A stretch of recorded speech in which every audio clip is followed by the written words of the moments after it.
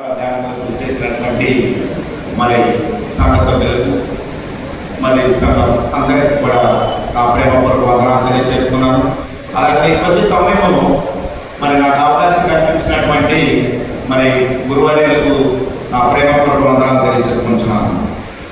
మరి మన గడిచిన సంవత్సరాల నుంచి మనం చూసినట్లయితే ఈ మండలకాల ధ్యానంలో మరి ఎన్నో మెసేజ్లు విని ఉంటాము. మరి అది కొన్ని విషయాలు మనం తెలిసి ఉండవచ్చు. అయితే మరి వాటిని మరొకసారి నెమరు వేసుకోవడానికి దేవుడు మనకి ఇచ్చినటువంటి భాగ్యం బట్టి ఈ కొద్ది సమయము మరి దేవుడి వాక్యంలో ముందుకు సాగుతాం. మరి మనకి ఈరోజు ఇచ్చినటువంటి వాక్యము మెల్కీసెదెకు క్రమము చొప్పున. మరి మెల్కి అంటే నా రాజు, సెదెకు అంటే నీతి అని, నీతి గల నా రాజు అని చెప్పి అర్థం. అయితే మెల్కీసెదెకు యొక్క క్రమము చొప్పున నిరంతరము యాజకుడై ఉన్నామని చెప్పి వాక్యంలో తెలియచెప్పబడుతుంది. మనం ముందుగా ఈ సమయము యాజకుడిని గురించి తెలుసుకుని తదుపరి మెల్కీసెదెకు ఎవరో, మెల్కీసెదెకు ఏ కాలం ఉన్నాడు అనేది మనం తెలుసుకుందాం. అయితే మనం చదువుకున్నటువంటి వాక్యంలో మనం చూసినట్లయితే ఒక గొప్ప సత్యము నిగుడి ఉన్నది. ఏంటంటే అది తండ్రి అయిన దేవుడు మన ప్రభు అయిన యేసుక్రీస్తు వారిని యాజకునిగా నియమించినట్టు మనం చూస్తున్నాం. ఎందుకంటే ఒక సాధారణ యాజకుడిగా కాదు సుమా, ఆయన మెల్కీసెదెకు క్రమము చొప్పున మహాయాజకుడుగా, అంటే మన యొక్క విశ్వాసానికి ఇది చాలా బలమైనటువంటి పునాది, ఫౌండేషన్ అన్నమాట. అంటే యాజకుడుగా యేసుక్రీస్తు ప్రభు వారు ఇక్కడ ఉన్నాడు అంటే మనకి ఒక పునాది, మన క్రైస్తవులు. అలాగే మరి ఈ యాజకుడి గురించి మనము పాత నిబంధన కాలంలో మనం ఒకసారి వెనక దగ్గర చూసినట్లయితే ప్రధాన యాజకుని పాత్ర చాలా విలువలతో కూడి ఉన్నది. ఎందుకంటే ప్రధాన యాజకుడు తన ప్రజల పక్షమున దేవుని సన్నిధిలో నిలవబడాలి, దేవునికి మనుషులకు మధ్య మధ్యవర్తిగా ఉండాలి. అలాగనే బలులు అర్పించడం కానీ, ప్రజల పాపాల కోసం ప్రార్థించడం కానీ, ఒకవేళ ప్రజలు దేవునికి చెల్లించాలనుకునేటువంటి అర్పణలన్నింటినీ కూడా మరి ప్రధాన యాజకుల ద్వారానే వెళ్ళాలి అన్నమాట. అయితే హెబ్రీయులకు రాసిన పత్రిక 5వ అధ్యాయం మనం 1వ వచనంలో చూసినట్లయితే ప్రతి ప్రధాన యాజకుడు మనుషుల నుండి ఏర్పరచబడిన వాడై పాపముల కొరకు అర్పణలను బలులను అర్పించుటకు దేవుని విషయమైనటువంటి కార్యమును జరిగించుటకై మనుషుల నిమిత్తము నియమింపబడేను అని చెప్తున్నారు. చూడండి, ప్రధాన యాజకుడు మనం చేయవలసిన అర్పణలన్నింటినీ, మన కోసము అర్పించవలసిన బలులను కూడా ప్రధాన యాజకుల ద్వారానే చేయాలి. మన ప్రార్థనా వనరులను కూడా ప్రధాన యాజకుల ద్వారానే దేవుని యొద్దకు చేరాలి అని చెప్పి తెలియజెప్పబడుతుంది. అయితే ఈ అర్పణలన్నింటిలో మనం చూసినట్లయితే పాప పరిహారార్థ బలి ఎంతో ప్రాముఖ్యమైనది. ఎందుకంటే ఈ బలి అర్పించడం ద్వారా తమకు పడే శిక్ష నుంచి ప్రాయశ్చిత్తం కలుగుతుంది, లేకపోతే దాని నుంచి విముక్తులు అవుతారని చెప్పి ఉన్నది. ఈ అర్పణ సక్రమంగాను మరి యోగ్యంగాను జరిపించాల్సినటువంటి బాధ్యత కూడా ప్రధాన యాజకుడిపైనే ఉంది. అయితే ఈ పాప పరిహారార్థ బలి ఒకవేళ తెలిసి తెలియక జ్ఞానంతో చేసిన పాపానికి వర్తిస్తుంది. ఒకవేళ తెలిసి బుద్ధిపూర్వకంగా చేసినా కూడా పాపానికి శిక్ష తప్పదు. ఇది ధర్మశాస్త్రం యొక్క నియమమైనది. అయితే పాత నిబంధనలోని యాజకులు కూడా పాపలేస్తున్నారు. ఎందుకంటే వారు కూడా తమ పాపాల కోసం మరి బలి అర్పించేవారు. హెబ్రీయులకు రాసిన పత్రిక 5వ అధ్యాయం మనం 3వ వచనంలో చూసినట్లయితే ప్రజల కొరకేలాగో అలాగే తన కొరకును పాపము నిమిత్తము అర్పణము చేయవలసిన వాడని అన్నాడు. ఎవరు? ప్రధాన యాజకుడు. మన పాపాల కొరకు ఎలా మధ్యవర్తిగా ఉన్నాడో ప్రధాన యాజకుడు, తన పాపముల కొరకు కూడా బలి అర్పణ చేయవలసిన వాడే ఉన్నాడు. అయితే లేవికాండం 4వ అధ్యాయంలో కూడా 3వ వచనంలో మాట చెప్తున్నాడు, అభిషిక్తుడైనటువంటి యాజకుడు పాపము చేసిన పక్షమున తాను చేసిన పాపములపై నిర్దోషమైనటువంటి కోడెదూడను యెహోవాకు పాప పరిహారార్థ బలిగా అర్పించవలెను అని చెప్పి వాక్యం తెలియజెప్పబడింది. అంటే ఈ అర్పణలో మనం చూసినట్లయితే ముఖ్యంగా 3 లక్షణాలు కనపడతాయి. ఏంటంటే మొట్టమొదటిగా ప్రాయశ్చిత్తం. ప్రాయశ్చిత్తం అంటే కప్పుట అనే అర్థం. అయితే ఆదాము పాపం చేసిన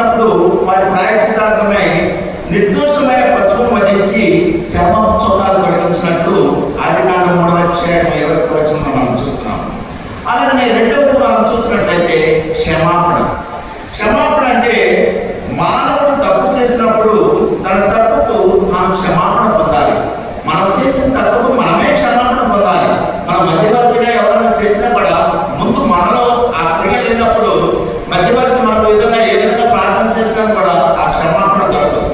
తప్పిపోయిన కుమారుడు తండ్రి ఎదురు తిరిగి వచ్చి ఏ విధమైనటువంటి క్షమాపణ పొంది ముందుకు నడిచాడో లూకా సువార్త 15వ అధ్యాయం 19లో మనం చూసినట్లయితే తెలుస్తుంది.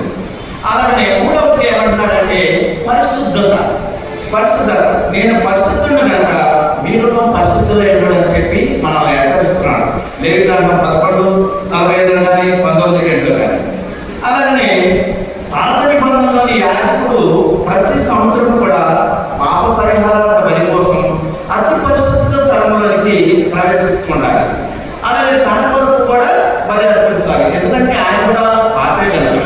అయితే మన ప్రధాన యాజకుడైనటువంటి యేసుక్రీస్తు ప్రభువారు ఒక్కసారి మహార్పణను అర్పించి ఈ యొక్క బలుల అవసరాన్ని ముగించేశాడు.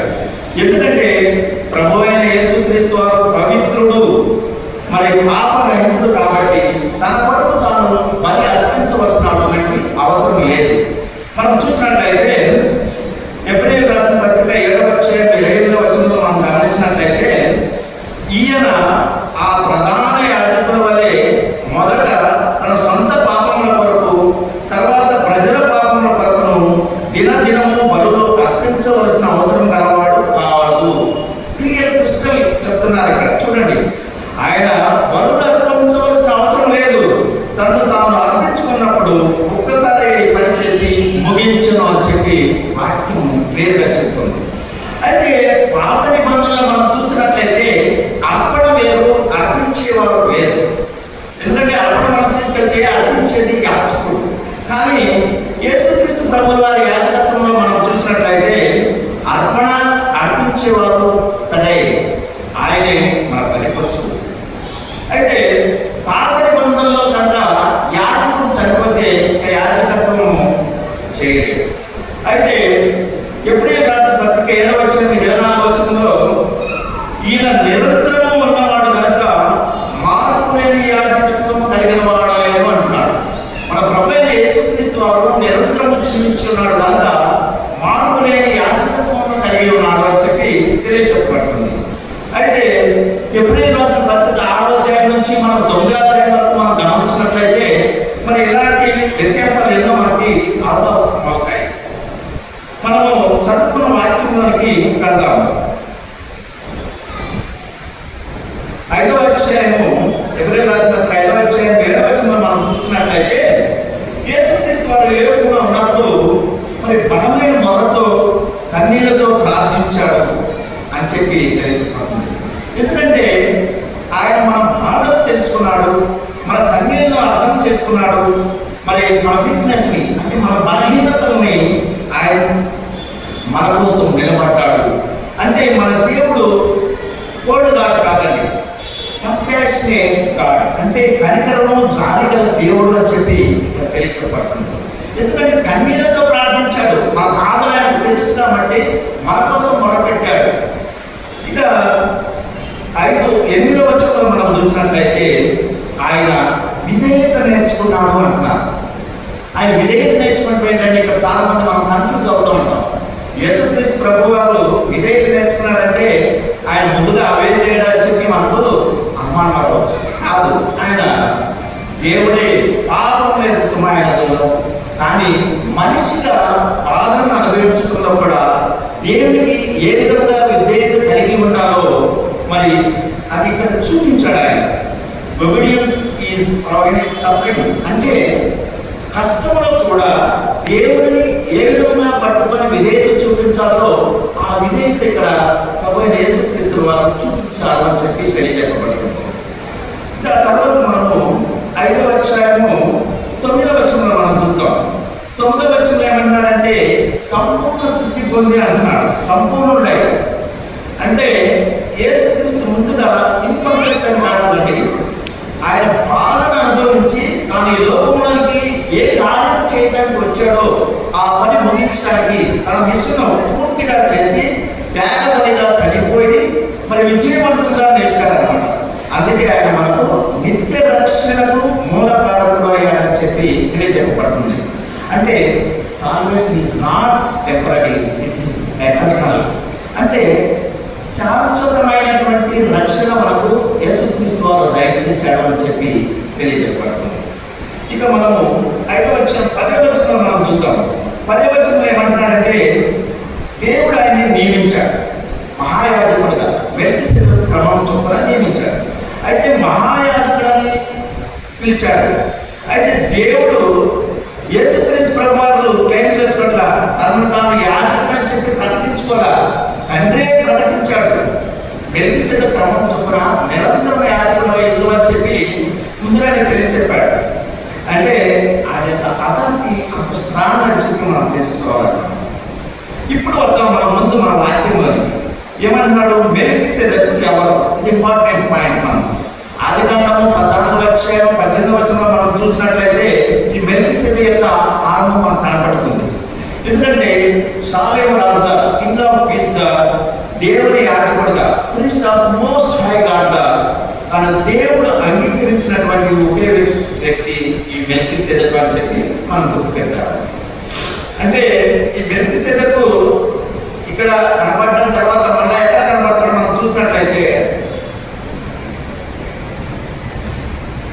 కీర్తనకారుడు ఏమన్నా మాట్లాడాడంటే, మహావృద్ధుడా, జగత్ప్రసిద్ధుడా, సంపూర్ణ సిద్ధుడా, నీకే స్తోత్రం. మహావృద్ధుడా, జగత్ప్రసిద్ధుడా, సంపూర్ణ సిద్ధుడా, నీకే స్తోత్రం. నీకే నీకే స్తోత్రం. నీకే నీకే స్తోత్రం. మహావృద్ధుడా, జగత్ప్రసిద్ధుడా, సంపూర్ణ సిద్ధుడా, నీకే స్తోత్రం.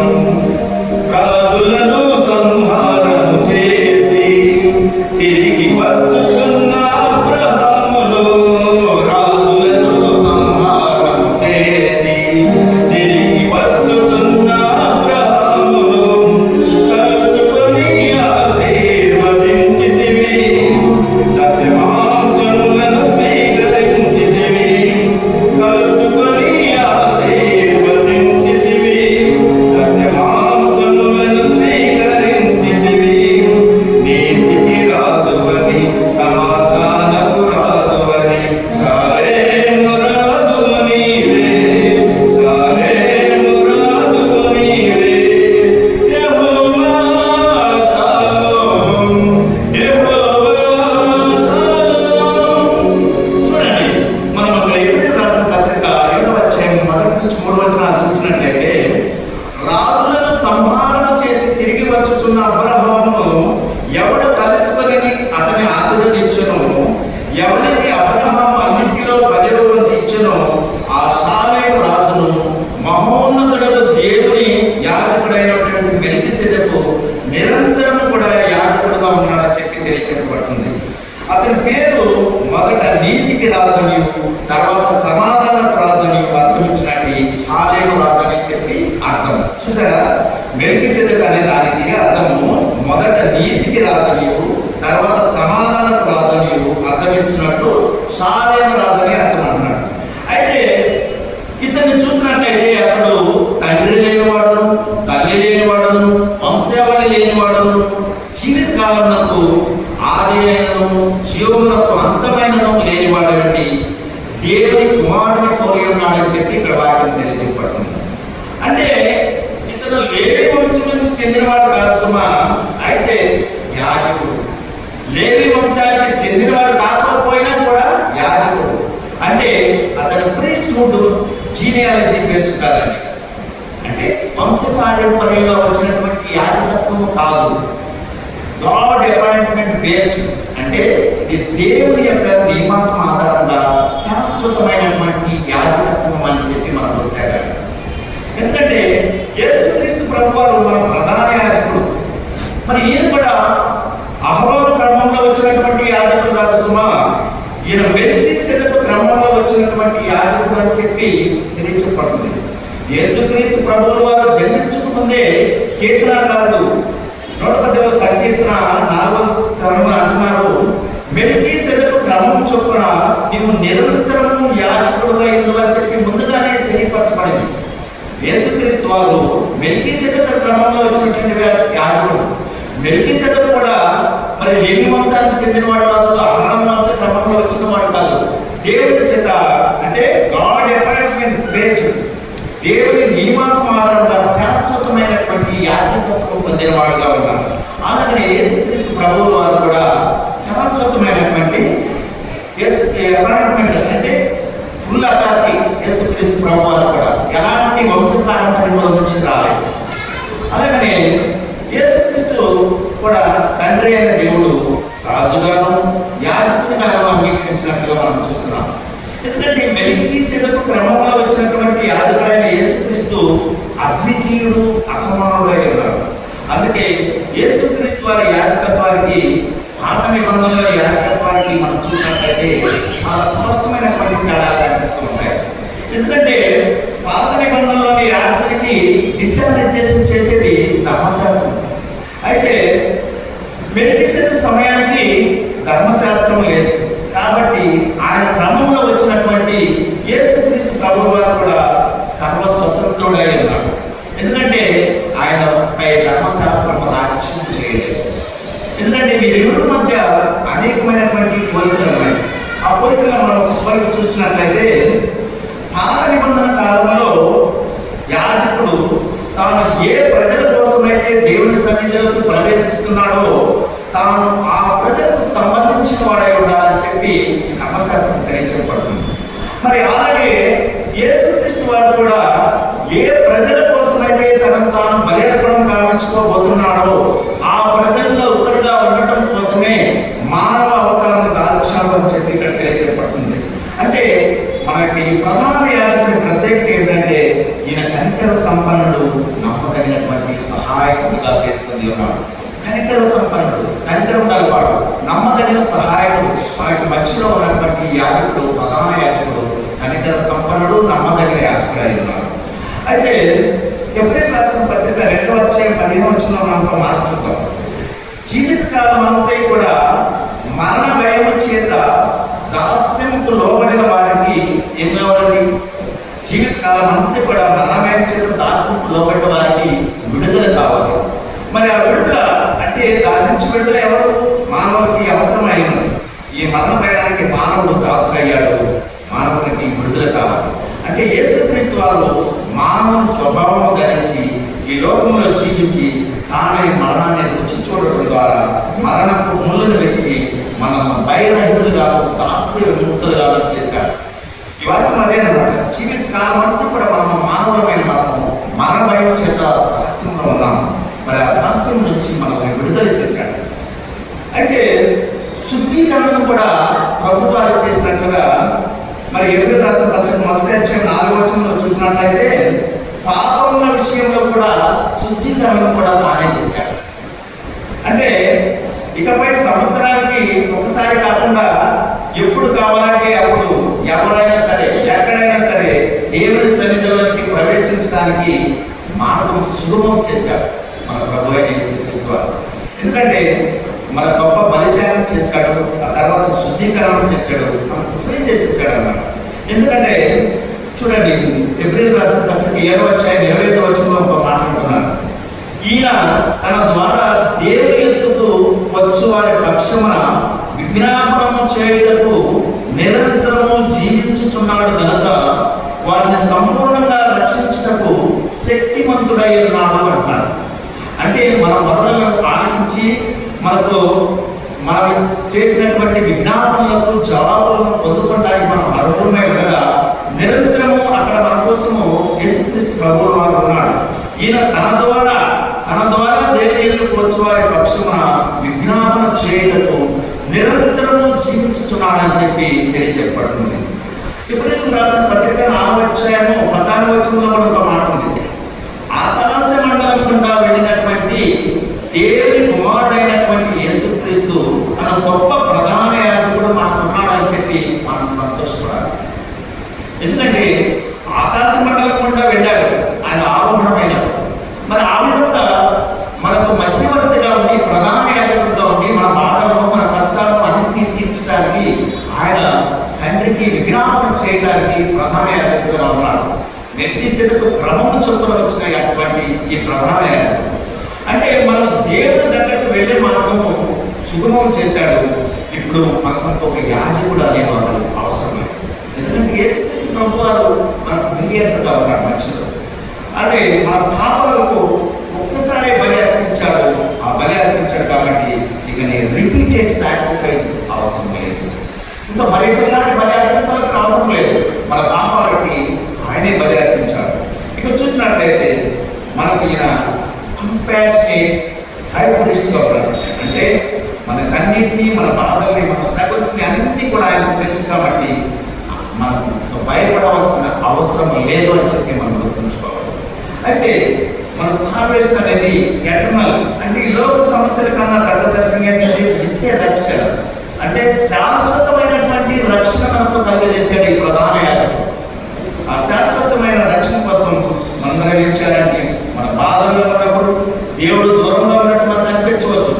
మన బాధల్లో ఉన్నాము, దేవుడు మనం ప్రతిరోజు ప్రార్థన చేసుకుంటున్నాం అనుకుంటున్నాం, కానీ ఆ ప్రార్థన జవాబు రావట్లేదని చెప్పి మనం ఆలోచించి దూరంగా ఉన్నాడు దేవుడు అని చెప్పాలి లేదు అనిపించవచ్చు. కానీ యేసయ్య కూడా మనం ఇందాక చదువుకున్న వాక్యంలో 5వ వచనం అంటున్నాడు కన్నీళ్లతో మొదలుపెట్టాడు అని చెప్పి అంటున్నాడు. మరి ఆయనే మన కోసం కన్నీటితో మొదలుపెట్టినప్పుడు మనం కన్నీటి దాచలేమా? మనం కూడా మన యొక్క అవసరం గురించి దేవునికి కన్నీళ్లతో మొదలుపెట్టుకోవాలి. అప్పుడే మన నిజమైనటువంటి మన మెల్కీసెదెకు క్రమంలో వచ్చినటువంటి యాజకుడు మనకు ఉన్నాడని చెప్పి మనం గుర్తుంచుకోవాలి. ఎందుకంటే మనం ఆయన విశ్వాసం ఉంచి ఆయన విధేయులుగా మనం ఉన్నట్లయితే మన అవసరాలన్నింటినీ తీర్చిదిద్దడానికి మన ప్రభువైన యేసుక్రీస్తు వారు ఉన్నాడని చెప్పి మనం మరణం గురించి భయపడుతూ ఉంటాం. మరణం గురించి భయపడవలసిన అవసరం లేదు. క్రైస్తవులమైన మనము మరణం గురించి భయపడిన అవసరం లేదు. మరణం అనేది అంతం కాదు, కానీ అది ఒక శాశ్వత జీవితానికి ఆరంభం, ముక్తికి ముఖద్వారం అంటున్నాడు. అంటే మనిషిగా జన్మించినటువంటి క్రీస్తు వారు చావు అనేటువంటి చివరి శత్రువులను చావు దెబ్బ కొట్టేశాడు. దానిపైన సంపూర్ణ విజయం సాధించాడు. దానివల్ల మనకేంటంటే మనందరికీ క్రీస్తు ప్రాణం పోసినట్లుగా ఉంది.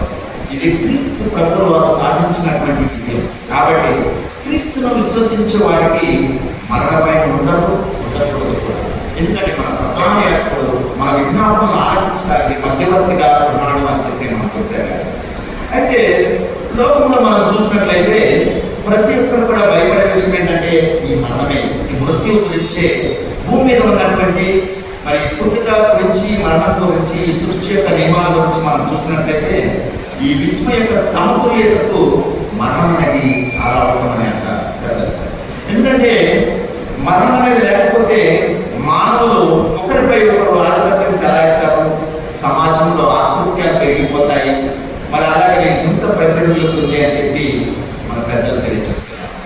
అంటే పూర్వకాలంలో మనం చూసినట్లయితే ఒక రాజుగారు తన రాజ్యంలో కూడా ఒక చెట్టు కింద ఒక పెద్ద యోగి వచ్చి కూర్చుని ఉన్నాడు. చాలా పెద్ద జ్ఞాని అని చెప్పి తెలుసుకుని మరి ఆ రాజుగారు అతన్ని సందర్శించడానికి అతని దగ్గరికి వెళ్ళాడు. వెళ్ళి స్వామి, నేను అమరత్వం పొందగలిగేటువంటి ఔషధం ఏదైనా ఉంటే దయచేసి నాకు ఇప్పించండి, లేకపోతే తెలియచేయండి అని చెప్పి రాజుగారు అడిగాడంట స్వామీజీ. మరి స్వామీజీ గారు చిరునవ్వుతో రాజుగారిని చూసి, ఓ రాజా, దయచేసి మీరు ఎదురుగా ఉన్నటువంటి 2 పర్వతాలను దాటి ముందుకు వెళ్ళండి, అక్కడ మీకు ఒక సరస్సు కనపడుతుంది. మరి మంచి గడియలలో అభ్యర్థనం ఆచరించి మరి ఆ సరస్సులో నీరు త్రాగండి, దాంతో మీరు కోరుకున్నటువంటి అమరత్వం పొందగలుగుతారని చెప్పి రాజుగారికి తెలియజేశారు. మరి రాజుగారు మరి అది ఆచరిస్తూ అభ్యర్థన స్నానం అన్ని ఆచరించి ఆ నీళ్లు త్రాగబోతున్నాడంట. ఆ సరస్సు కనుకొని సరస్సును తాగబోతున్నప్పుడు ఒక బాధాకరమైనటువంటి మూలుగులు వినిపించాయి. మరి ఆ మూలుగులు ఏంటా, ఎవరు ఏంటి అని చెప్పి ఆ మూలుగును అనుసరించి కొద్ది దూరంలో ఉన్నటువంటి ఒక బలహీనమైనటువంటి వ్యక్తి అక్కడ పరుడి నొప్పితో అల్లాడుతున్నాడు. రాజు అతని బాధ కారణం ఏంటి అని చెప్పి అడగగా, అతను నేను సరస్సులోని నీటిని తాగి అమరున్నయ్యానయ్యా, అయితే నాకు 100 ఏళ్ళు నిండిన తర్వాత నా కొడుకు నన్ను ఇంటి నుంచి గెట్టవేశాడు. గత 50 సంవత్సరాల నుంచి నన్ను చూసుకునే వారు లేకుండా ఇక్కడే పడి ఉన్నాను. నా కొడుకు చనిపోయాడు, నా మనవలు వృద్ధులయ్యారు, కానీ నేను మరణించకుండా ఇలాగే ఉన్నాను. చనిపోవడం కోసం అని ఆహారం తినడం, నీరు త్రాగడం మానేశాను. శారీరకంగా సృష్టించిపోతున్నాను కానీ, యాతన పడుతున్నాను కానీ మరణించలేకపోతున్నానయ్యా అని చెప్పాడు. చావు కోసం ఎన్ని ప్రయత్నాలు చేసినా కూడా నేను ఇంకా బ్రతికే ఉంటున్నానయ్యా అని చెప్పి ఆ మనిషి చెప్పాడు.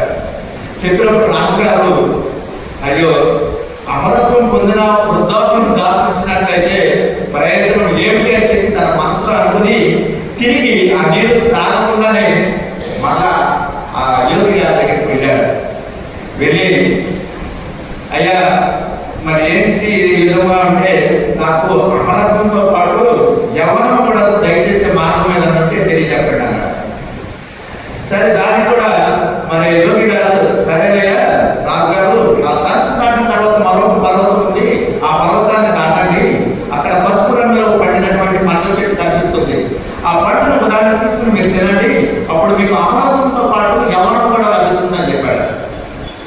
చెప్పినప్పుడు రాజుగారు మరి యోగి గారు చెప్పినట్టు అక్కడ చేరుకొని పండు చెప్పి తినబోతునేటప్పటికి మన దగ్గరలో కొందరు పోట్లాడుకుంటూ కనిపించారంట. పెద్ద పెద్దగా అరుచుకుంటూ, నలుగురు పాతికేళ్ల వయసు గల వారు మరి పెద్దగా అరుచుకుంటూ ఉన్నప్పుడు వాదించుకుంటున్నారంట.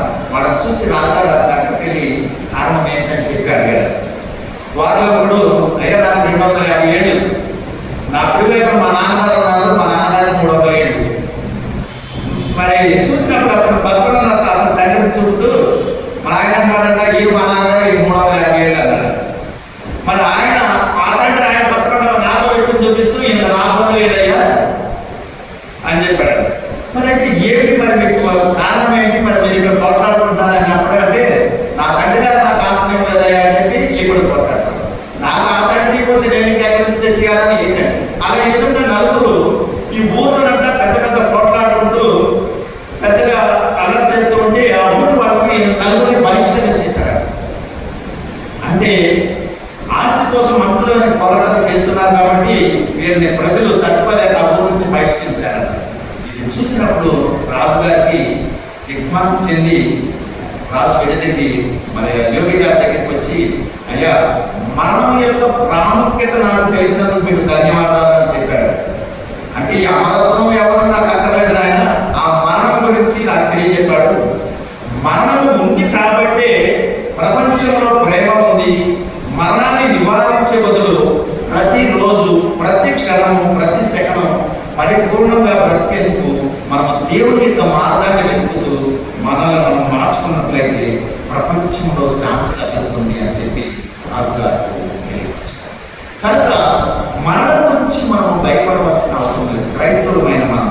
ఎందుకంటే మన ముక్తికి ముఖద్వారం మనిషిగా జన్మించినటువంటి క్రీస్తు చావు అనేటువంటి చివరి శత్రువును చావు చెప్పబట్టి దానిపై సంపూర్ణ విజయం సాధించి ప్రాణాన్ని తీయగలిగినటువంటి మరణం ద్వారానే మనందరికీ ప్రాణం పోసాడని చెప్పేది మనం గుర్తుపెట్టుకోవాలి.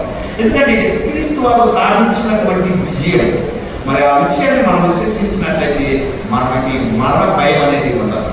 కనుక మనం చదివినటువంటి వాక్యాల్లో మెల్కీసెదెకు క్రమము చోటుకు వచ్చినటువంటి నిరంతరం యాజకుడైన ఉన్నటువంటి ప్రభు అయిన యేసుక్రీస్తు వారు మనకు ఉన్నాడు కాబట్టి మనం మరణం గురించి భయపడవలసిన అవసరం లేదు. మన చేసినటువంటి విజ్ఞాపనలు, మన ప్రార్థనలు ఆలస్యంగా జవాబులు వస్తున్నట్లయితే దాని గురించి కూడా మనము విచారపడవలసిన అవసరం. ఎందుకంటే ప్రభు అయిన యేసుక్రీస్తు వారి మానవ రూపంలో ఉన్నప్పుడు కన్నీళ్లతో తండ్రికి మొదలుపెట్టాడు. ఆ విధంగా మనం కూడా మన దేవునికి మొదలుపెట్టి మన ప్రధాన యాజకుడు మన కోసం నిరంతరము ఉన్నాడని చెప్పి గుర్తెరిగి ఆయన ముందు నడవాలని చెప్పి